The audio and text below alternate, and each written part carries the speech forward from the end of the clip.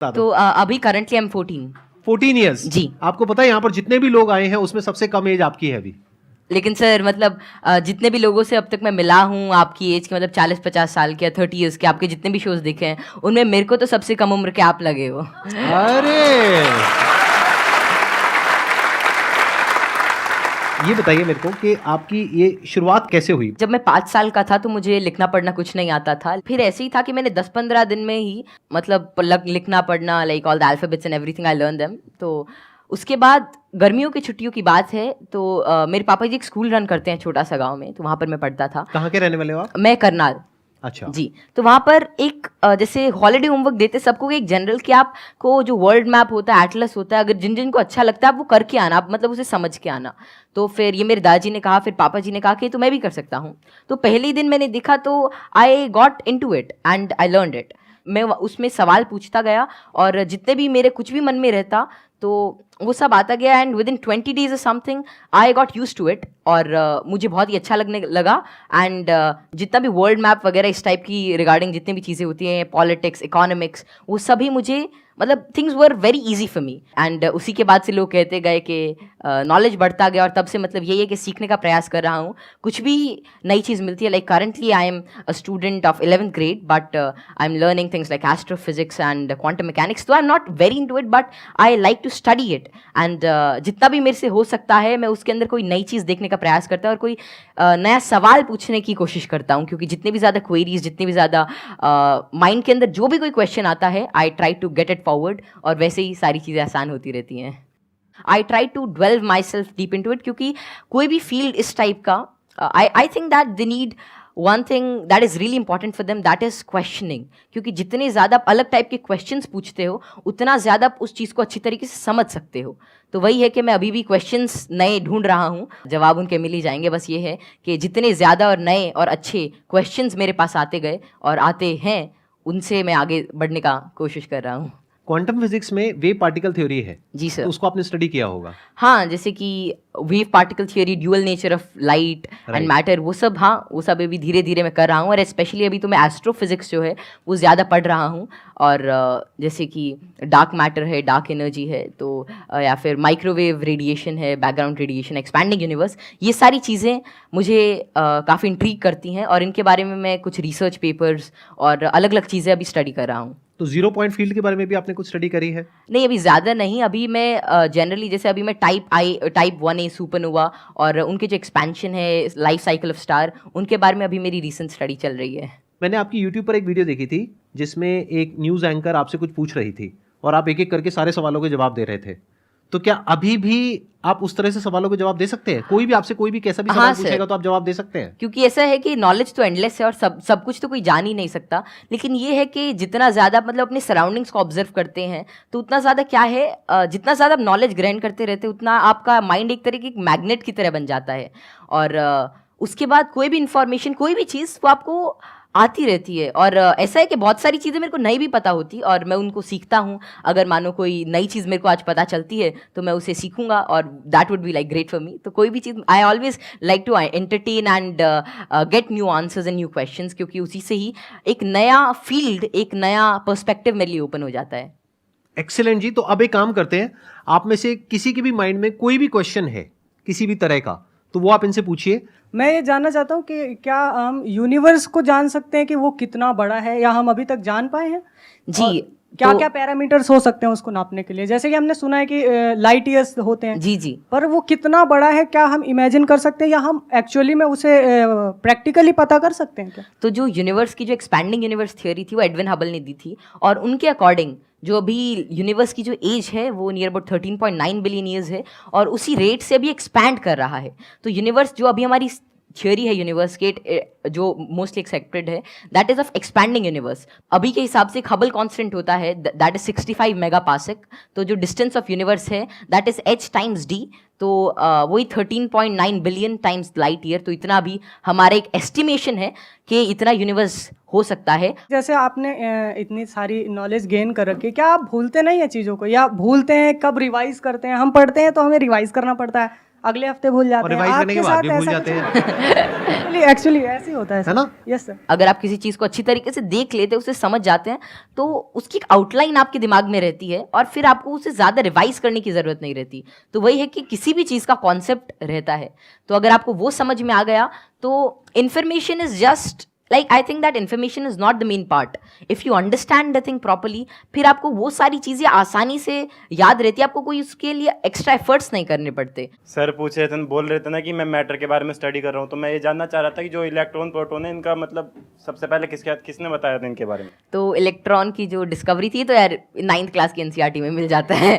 तो जो इलेक्ट्रॉन की डिस्कवरी थी वो जे थॉमसन ने करी थी, और प्रोटॉन जो मिला था वो रदरफोर्ड के एक्सपेरिमेंट से हमने डिड्यूस किया था। और चैडविक ने, मतलब जेम्स चैडविक ने जो बेरिलियम की, मतलब जो रेडियो एक्टिव सोर्स से डीके को स्टडी किया था, उससे न्यूट्रॉन के बारे में पता चला था। ये तो बहुत बेसिक क्वेश्चन है भैया, कुछ अच्छा पूछो। थोड़े अच्छे क्वेश्चन पूछो, क्या पूछ रहे हो आप लोग यार? टोटली। मुझे आपसे एक क्वेश्चन है कि आप जितने सेलिब्रिटी से मिलते हो, तो आप इतने जो मिलने से पहले जो बात करने का जो होता है नर्वसनेस, इसको कैसे दूर करें? आप जैसे संदीप सर से बात कर रहे हो और बड़े बड़े आप सेलिब्रिटी से मिले हो, तो आप किस तरह से इतना एक्सपीरियंसली आप बात कर लेते हो किसी से? देखिए, जैसे आज मैं यही सोच के आया था कि मैं संदीप सर से मिलूंगा और उनसे बहुत कुछ सीखने को मिलेगा। तो ऐसा तो है नहीं कि संदीप सर आएंगे और मेरे से पूछेंगे चल ये बता, और फटाफट अगर कुछ गलत बताया जाए तो एक थप्पड़ मारेंगे। ऐसा तो होगा नहीं ना।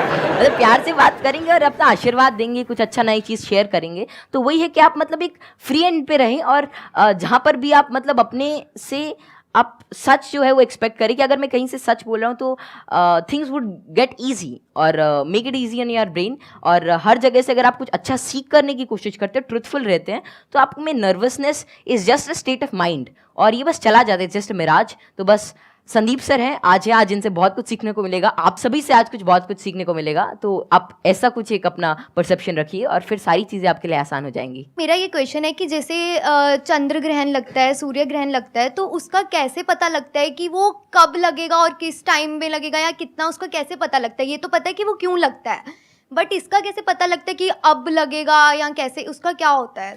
तो खैर ये जो टेक्नोलॉजी थी एस्टिमेट करने की कि कब सोलर एक्लिप्स, लूनर एक्लिप्स या कोई भी सेलेस्टियल मूवमेंट होगी, ये तो आज से मतलब कई हज़ार साल पहले ही डेड्यूस हो चुकी थी। और इसका रीज़न यही है कि ऑब्जर्वेशन से हम एवरेज टाइम निकाल सकते हैं। एक पैरेलैक्स एंगल आपने पढ़ा होगा कि उससे हम मतलब ये एवरेज स्पीड और एवरेज डिस्टेंस निकाल सकते हैं किसी भी चीज़ का, और उससे ही हम डेड्यूस कर सकते हैं कि कितना रेडियस है, कि एक साल में इतना डिस्टेंस ट्रैवल करती है। फिर एपोजी पेरेजी, फिर केपलर्स लॉ लगा के सेमी मेजर एक्सिस वगैरह निकाल के, तो उससे हम उसका डिस्टेंस यूज़ कर सकते हैं, और फिर टाइम पीरियड से हम we can actually deduce it. और एक नई चीज़ लूनर एक्लिप्स वगैरह के बारे में ये है कि जैसे जैसे आजकल क्या है, जो due to tidal forces moon हमसे हर साल 3 सेंटीमीटर दूर जा रहा है। तो बहुत हज़ारों सालों बाद ऐसा होगा कि सन तो उतना ही रहेगा, लेकिन चांद जो छोटा हो जाएगा, तो उसके बाद मतलब एक्लिप्स जो होगी वो जिसे आजकल टोटल होती है उतनी नहीं होगी। तो ये estimation it is done by using observation. और एस्ट्रोनॉमी एक ऐसा फील्ड है जो हज़ारों सालों तक ऑब्जर्वेशन से ही चला, और बहुत सारे पुराने साइंटिस्ट जैसे केपलर, गैलीली, आर्यभट्ट, जितने भी बड़े लोग थे जो पुराने ज़माने के, वे सभी ऑब्जर्व करते थे। उनकी ऑब्जर्वेटरीज होती थी कि कैसे कैसे जो हेवनली बॉडीज़ हैं ये इंटरैक्ट कर रही हैं, कैसे कैसे ट्रैवल कर रही हैं, इनमें क्या चेंजेस हैं, और उन्हीं सभी चेंजेस को एस्टिमेट करके, उन सभी को देख के आज हमने मतलब ऐसी सारी टेक्नोलॉजी को डिड्यूस किया है कि जिससे हम कर सकते हैं, एस्टिमेट कर सकते हैं उनका टाइम पीरियड, उनका डिस्टेंस, और कैसे वे एक्ट करेंगे। एक्सीलेंट जी, big round of applause for him.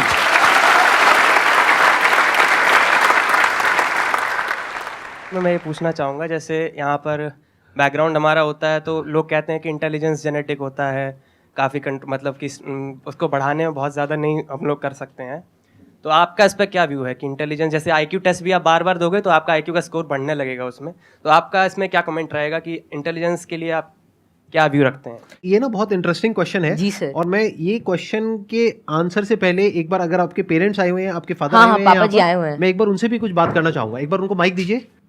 मैं आपसे ये जानना चाहूंगा कि आपके जो बेटे हैं, ये तो सबको पता है कि किस तरीके से चीज़ों को याद रखते हैं, किस तरह से एक्सप्रेस करते हैं, क्या आप भी इसी तरीके से चीज़ों को याद रख पाते हैं? पहले तो बहुत बहुत धन्यवाद जो आपने माइक दिया, और जो आपके आज दीदार हुए। हम बहुत दिनों से कुछ एक गिने चुने शख्सियत ऐसे जिनसे नहीं मिल पाए, उनमें एक संदीप माहेश्वरी थे, और जैसे ही कौटिल्य को पता लगा कि उनसे मिलने का मौका मिलेगा, ये बहुत ज़्यादा एक्साइटेड था आपसे मिलने के लिए। Thank you. मेरे पिताजी भी काफ़ी इंटेलिजेंट व्यक्ति थे, कौटिल्य भी इंटेलिजेंट है, और हम बीच की पीढ़ी हैं, थोड़ा सा मैं कुछ कम हूँ, ये दोनों दादा पोता थोड़े ज़्यादा।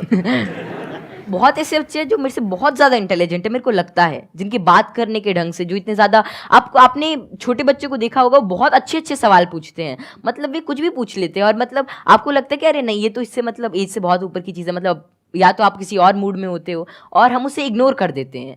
तो जैसे जैसे हम सवाल पूछते हैं उतना ज़्यादा हमारे अंदर एक मतलब चीज़ों को जानने के लिए एक चाह रहती है, और अगर हम वो उस क्यूरियोसिटी को कर्ब नहीं करते हैं तो उतनी ही ज़्यादा मतलब वो बाद में सवाल पूछता है, उसके एक इंक्विजिटिव ब्रेन रहता है, और curiosity something that drives this intelligence, and I don't think that there is such a great involvement of IQ and genetics. लेकिन हाँ, अगर आपका मन है कि कोई चीज़ जानने का, कोई चीज़ करने का, then it's all about will power, और कितना आप उसमें टाइम डिवोट करते हैं, कितना आप क्यूरियोसिटी और इंटरेस्ट से काम करते हैं।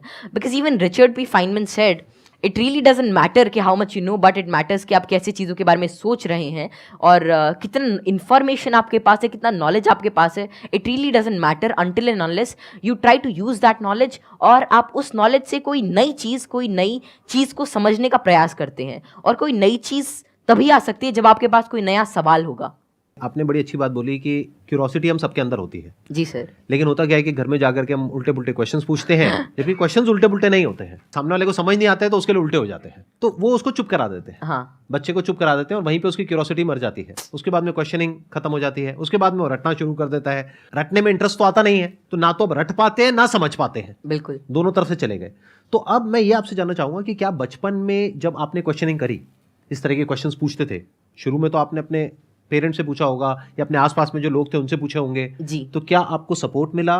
क्या उन्होंने आपको एनकरेज किया, या उन्होंने भी आपको यही कहा कि क्या फालतू के क्वेश्चंस पूछ रहा है? नहीं, जैसे I think I was fortunate enough कि जितने भी मैं सवाल पूछता, कोई ना कोई मेरा जवाब दे ही देता था। और ये बात शुरू ऐसी होती थी कि मानो कोई घर पे कोई बात चल रही है किसी भी चीज़ को लेकर, मानो दे टॉकिंग अबाउट के एक इकोनॉमिक क्राइसिस है देश में, तो मैं उसके अंदर मैं सुनता रहता था, या कोई भी ऐसी चीज़ हो रही है, कोई स्पेस मिशन जा रहा है, मैं सुनता रहता था, मैं चीज़ों को ऑब्जर्व करता था। और वैसे ही मेरे जो भी सवाल आते, I was fortunate enough to get their answers. और मानो अगर मेरे को उसका जवाब नहीं भी मिलता तो मैं पूरे दिन उनसे पूछता रहता। तो एक तो मैंने भी कसम खा रखी थी कि जवाब तो चाहिए ही, तो मैं खाते हुए भी यही पूछता, नहाते हुए भी यही पूछता, और जो भी काम करता मैं मतलब मेरे दिमाग में वही रहता जब तक वो रिजॉल्व नहीं होता।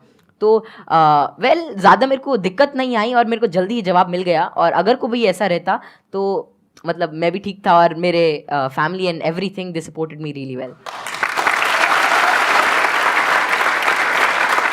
तो यहाँ पे वो जो पेरेंट्स मुझे अभी देख रहे हैं उनके लिए एक बहुत बड़ा लेसन है कि अगर बच्चे कुछ क्वेश्चंस पूछते हैं तो उनके जवाब देने चाहिए, हमें पीछे नहीं हटना चाहिए, और अगर जवाब नहीं है तो हमें बोलना चाहिए हाँ, विद ऑल दी हम्बलनेस कि भाई हमारे पास में जवाब नहीं है, आप खुद फिगर आउट करो जाकर। मतलब सर जब मैं छोटा था तो it was lean about like 2013 और समथिंग, और तब मतलब यही इंटरनेट बहुत कम था, और तो यही था कि कोई सवाल मेरे मन में आता, शायद वो नहीं पता रहता, तो मेरे पापा जी एक डोंगल आता था, मतलब वोडाफोन का, बहुत महंगा उसका रिचार्ज था, मतलब ऐसे मतलब अभी चला तो एक वीडियो देखने के बाद ही खत्म हो जाता था। तो फिर वो लाते और मतलब मेरा जो भी सवाल रहता मेरे को उसका आंसर मिलता। तो ऐसे ही एटलस आती थी और कई सारी बुक्स थी, उन्होंने मेरी बहुत हेल्प करी। और अगर कभी मानो पर्सनल मतलब कोई और out of the box idea आता है, कोई क्वेश्चन आता, तो उसका जवाब मुझे किसी भी सोर्स से मिल जाता। Thank you ji, thank you Kautilya.